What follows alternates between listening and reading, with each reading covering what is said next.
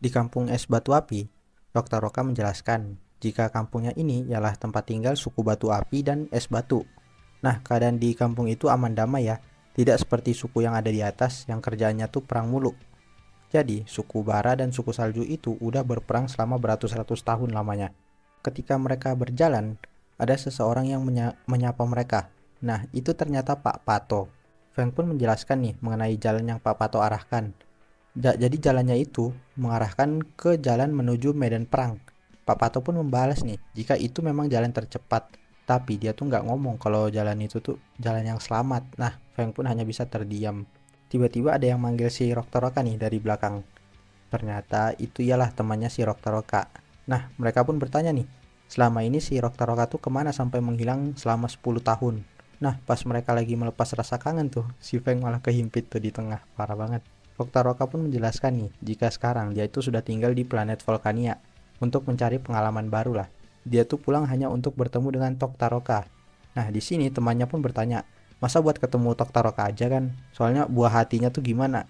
Nah, lalu Roktaroka pun melihat ada satu cewek es batu namanya Rokia. Nah, melihat itu, Roktaroka pun panik dan langsung menarik Feng untuk bertemu dengan Toktaroka. Lalu ada Pak Pato yang hanya melihat mereka semua tuh sambil tersenyum. Feng dan Roktaroka pun udah sampai nih di tempatnya si Taroka.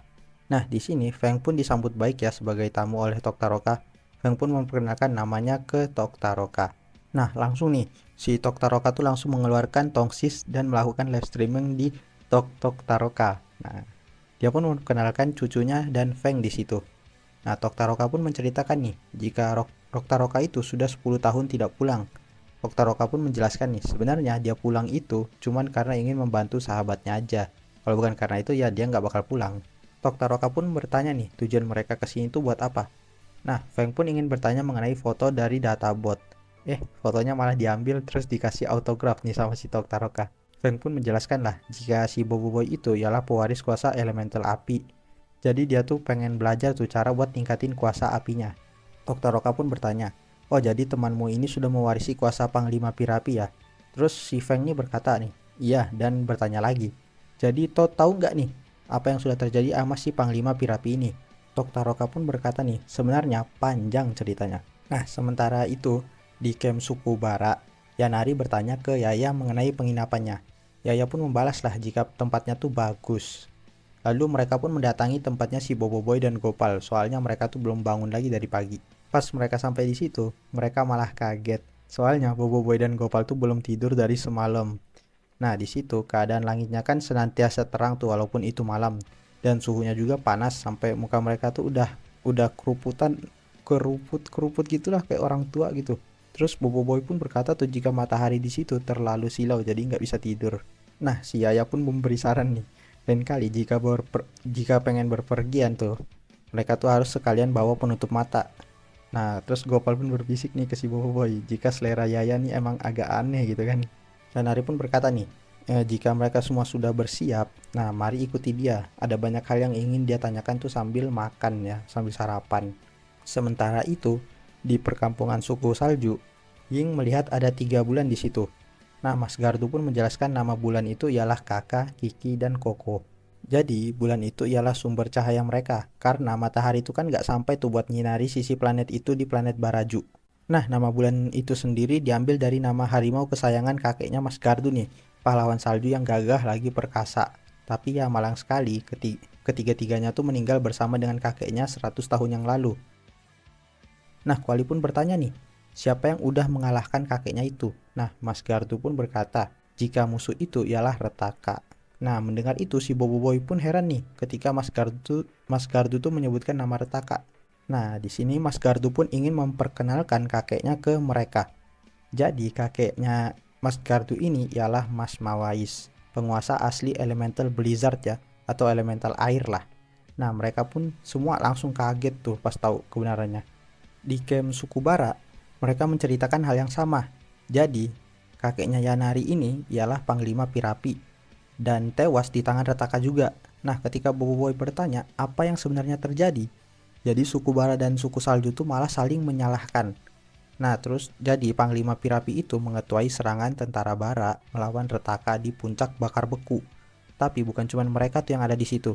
Ternyata ada Mas Mawais juga dan pahlawan dari suku salju juga. Jadi mereka merasa jika suku lain itu mengganggu mereka. Nah, kalau begitu pertarungan tetap berlanjut dan masing-masing dari mereka itu menggunakan kekuatan penuhnya masing-masing. Nah, pertarungan pun berlanjut tuh kan sampai hebat banget lah. Sampai semua tentara ataupun pahlawan dari masing-masing suku itu pada lari dan ngumpet. Nyisain mereka bertiga lah penguasa elemental. Tapi ketika pertarungan itu sudah berakhir, nah kedua penguasa elemental itu sudah tewas di tangannya si Retaka. Jadi intinya tuh masing-masing dari mereka tuh pengen punya sudut pandang yang berbeda lah, sampai mereka tuh saling menyalahkan satu sama lain. Suku Salju yakin nih, jika Mas Mawais itu dikhianati oleh Panglima Pirapi pas pertarungan mereka tuh melawan si Retaka. Nah, alasannya tuh cukup simpel ya, karena Panglima Pirapi tuh cemburu lah, jealous dengan Mas Mawais ini yang ganteng dan berambut lebat.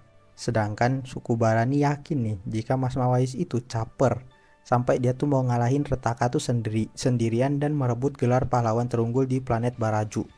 Nah, menurut suku Bara ya, suku Salju ini tidak bisa dipercaya. Sampai sekarang aja banyak kasus tuh yang terjadi karena ulah mereka sendiri. Sampai Talistiwa aja pengen dijajah tuh sama suku Salju. Di Teratak Toktaroka, ternyata Toktaroka juga menceritakan hal yang sama nih ke si Feng. Nah, Feng pun bertanya nih, jika Toktaroka itu emang mengenal Panglima Pirapi, harusnya tuh dia tuh udah mengetahui lah rahasia mengenai kekuatannya. Nah, Toktaroka pun akhirnya jujur nih mengenai bagaimana ia tuh bisa berfoto bersama dengan Panglima Pirapi. Ternyata Toktaroka itu tidak kenal sama sekali dengan Panglima Pirapi. Nah, jadi di situ Toktaroka tuh hanya fotobom aja tuh. Nah, jadi buat kalian yang nggak tahu apa itu fotobom, itu kayak ada orang yang foto nih. Tiba-tiba dia tuh ngikut foto juga walaupun nggak kenal sama sekali gitu. Jadi ya itu tuh fotobom. Tapi ya walau gitu, mungkin ada satu benda yang boleh membantu mereka nih. Nah, nanti si Feng bisa lihat sendirilah benda apa yang Toktaroka tuh maksudkan. Di camp suku Salju, Mas Gardu pun langsung bertanya nih mengenai tujuan sebenar mereka ke planet itu, tujuan si Boboiboy sama teman-temannya ya. Nah, Boboiboy pun berkata nih, jika dia tuh sudah mewarisi kuasa elemental es dan sudah mengalahkan Retaka. Nah, mendengar itu, Mas Mawais pun langsung bangga nih ke si Boboiboy. Nah, Boboiboy pun berkata nih ke Mas Gardu, jika dia ke situ tuh untuk mencari tahu cara buat ngeluarin kuasa elemental tahap ketiga. Nah, di camp suku Bara sama juga nih. Boboiboy bertanya ke Yanari cara buat mengeluarkan kuasa elemental Nova. Tapi si Yanari ini nggak tahu sama sekali karena Panglima Pirapi itu mengawal ketat mengenai kuasanya. Dan dia tuh nggak pernah latihan tuh di tempat yang rame. Jadi nggak ada yang pernah lihat lah dia tuh latihan di mana. Lalu datang seorang prajurit nih. Dia berbisik ke Yanari dan berkata jika tentara tambahan dari ibu kota tuh udah datang. Nah, Yanari pun akan bertemu dengan mereka sebentar lagi. Jadi kelihatannya perang ini akan tetap berlanjut ya. Ketika si Yayani bertanya ke Yanari, Yanari menyuruh mereka semua untuk beristirahat aja tuh di situ. Dia ada urusan di luar sebentar. Di penempatan suku Bara, mereka menghubungi teman-temannya nih yang ada di suku Es, soalnya udah bisa tuh dihubungi. Nah, Ying, Kuali dan Boboiboy Es menceritakan jika suku Salju itu sudah memberikan mereka tempat untuk menginap tuh di sana. Ying pun nanya nih ke mereka mengenai kabarnya si Feng. Soalnya dia tuh kan nggak bisa, si Feng kan nggak bisa dihubungi nih. Nah, lalu si Gopal pun yang mendengar jika mereka bersama dengan suku Salju langsung menanyakan mengenai keadaan mereka. Soalnya menurut dia suku Salju tuh nggak baik. Soalnya udah didoktrin tuh kan sama si Yanari. Nah, Kuali pun membalas nih jika suku Salju itu baik-baik orangnya. Jadi yang nggak ada tuh yang kayak diceritakan si Gopal tadi atau si Yanari. Nah, ketika Boboiboy berkata dia juga sekarang berada di perkampungan Bara, reaksi si Kuali mirip seperti reaksi si Gopal tadi. Jadi ya kedua suku tuh emang saling menjelekkan aja gitu ya. Sampai-sampai Gopal sama Kuali aja tuh terpengaruh sama doktrin-doktrin mereka. Melihat kedua suku yang terus-terusan berperang, nah si Yaya ngasih saran nih, jika mereka tuh mungkin bisa jadi penengah tuh buat mereka tuh damai lah. Lalu Boboiboy Blaze pun setuju nih dengan si Yaya. Tapi karena mereka udah lama berpecah ya, Boboiboy Blaze sama Es. Nah, di sini Boboiboy itu udah mulai agak pelupa tuh. Nama Yaya aja dipanggil Mimi gitu sama si Boboiboy. Tiba-tiba ada satu prajurit yang menghampiri mereka lah, terus bertanya nih kalau mereka tuh ngobrol sama siapa. Nah, Boboiboy pun menjawab nih jika mereka tuh ngobrol sama mereka aja. Nah, prajurit itu pun percaya dan langsung pergi. Nah, terus di sini si Ying nyadar nih kalau Boboiboy tadi tuh nyebut nama Mimi. Di jalan bawah tanah, Toktaroka membawa Feng dan Roktaroka ke tempat yang misterius nih. Nah, di situ Feng menggunakan baju perisai yang terbuat mungkin dari es batu dan batu api kali. Nah, fungsinya tuh cuman biar enak aja diliatin ke followernya Toktaroka. Roktaroka pun bertanya nih mengenai batu apa yang bersinar di gua itu. Terus Toktaroka pun menjawab jika itu ialah logam kemilau. Nah, logam langka yang sangat keras. Terus logam itu juga bersinar dalam gelap. Nah, karena itu harganya tinggi.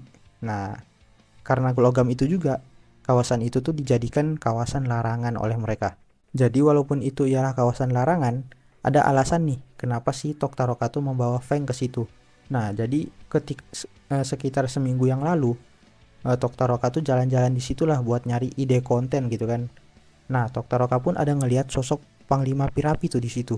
Tapi pas Toktaroka tuh pengen buntutin si Panglima Pirapi tadi, si Pirapi itu tiba-tiba hilang.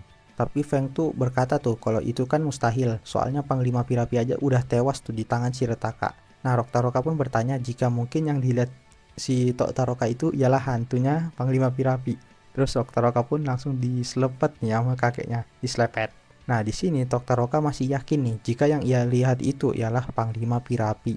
Toktaroka pun membawa mereka ke tempat terakhir Toktaroka melihat Panglima Pirapi. Nah, walaupun dia tidak ketemu sama si Pirapi, tapi Toktaroka tuh menemukan satu benda yang aneh tuh. Jadi di situ ada pintu besi besar kayak semacam bunker gitu ya.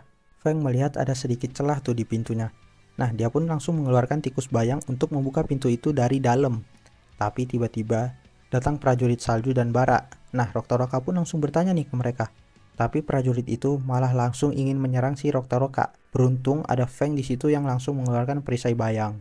Walaupun mereka diserang, Toktaroka masih sempat tuh buat live streaming di situ. Terus si Feng pun bertanya nih ke Toktaroka mengenai suku salju dan suku barat tuh yang saling benci satu sama lain. Tapi kenapa di sini mereka tuh malah nyerang tuh bareng, kayak udah akrab aja gitu. Nah, Toktaroka pun heran nih, tapi Toktaroka rasa dia tuh ngira gitu ada yang aneh nih sama prajurit-prajurit di situ. Feng pun terkena serangan, namun dia tuh nggak ngerasa apa-apa tuh. Soalnya baju perisai yang tadi udah diberikan oleh Toktaroka ke Feng itu bisa menahan panas dan dingin. Nah, Feng pun menyuruh Toktaroka untuk menyelamatkan diri dulu sementara dia tuh akan menahan musuh di situ. Toktaroka pun berniat buat pulang ke kampung es batu api untuk memanggil bantuan. Dan si Feng pun langsung mengeluarkan tuh rimba bayang dan pertarungan mereka pun dimulai. Nah, di sini Toktaroka tuh masih tidak ingin tuh buat membalas serangan musuh karena dia tuh sudah berjanji buat nggak emosian seperti dulu lagi.